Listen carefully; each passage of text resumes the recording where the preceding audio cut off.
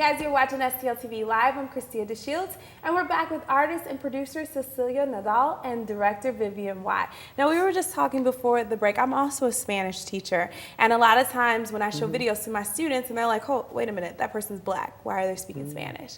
So a lot of times they don't know that there is a lot of African influences in the Caribbean and South America, and you are half African American and half Puerto Rican. Yes. And so I was asking you, did you feel the need to choose? And you were telling us about your mother. Yeah, I basically said that my mother gave me balance. I embraced both of my cultures. But I must say that depending on what group I was with and how open they were, I would not necessarily talk about it a lot. I remember going to St. Louis University when I first met students associated with the Association of Black Collegians.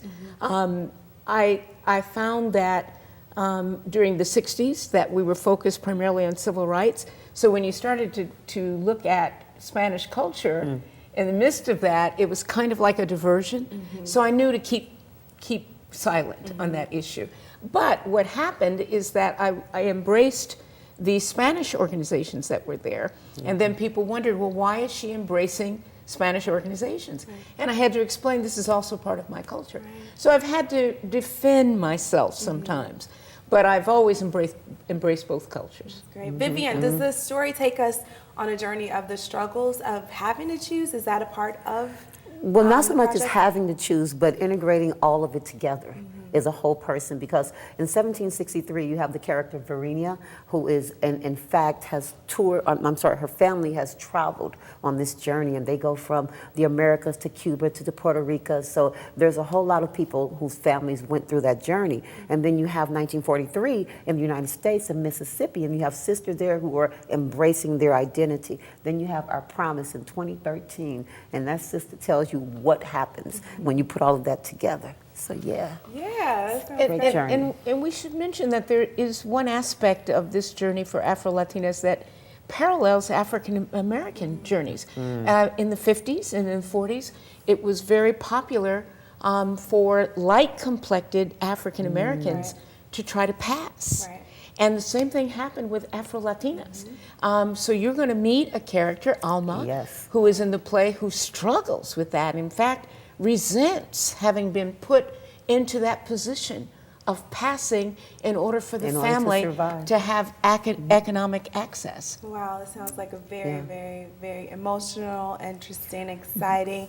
What are the dances like? You're over here, you cannot stop moving. I promised I would be good today. Anybody who knows me knows that this is a struggle sitting like this, okay? But you know, what we managed to do though is we got Carmen Gwen, who is an I love international Carmen. salsa instructor. So she's done all the salsa in the show. And then I tried to embrace all of the movement qualities. So we have what is called Yanvalu, which is Dambala, who's the patron saint, St. Patrick. So we have the African component, and then we have the current hip hop component. And then we have our little vignettes. So you'll get a wide, diverse outlook on the movement quality. And the show has been going on for how long?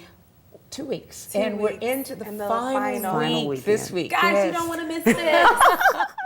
We're into the final. Tell us about the rest of the shows this week. Well, we are going to have shows on Saturday and Friday, but Sunday is filled. We're completely booked. So the only openings that we have right now are Friday and Saturday. And where? At the Kranzberg Art Center, which is right on the corner of Olive and Grant. Great. What's your favorite? Tell me each of you. show. Tell me your favorite part of.